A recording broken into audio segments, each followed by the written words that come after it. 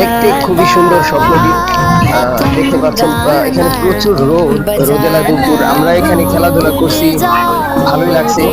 তবে এখানে হচ্ছে আপনার আমরা অন্যান্য যে সকল স্পট গুলা ঘুরি ওগুলোর মতো এত সুন্দর না, তবে এখানে সবকিছু ন্যাচারাল।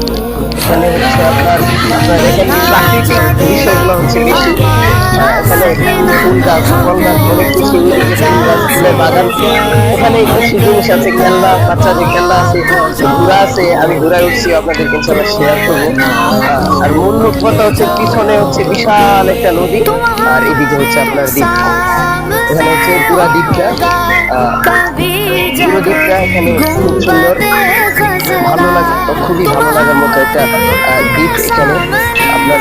তবে ফুটবল খেলার বিশাল একটা মাঠও কিন্তু আছে এখানে, আপনারা দেখতে পাচ্ছেন, আমার পিছনে দেখতে পাচ্ছেন মানুষ খেলছে, বিশাল একটা মাঠ আছে।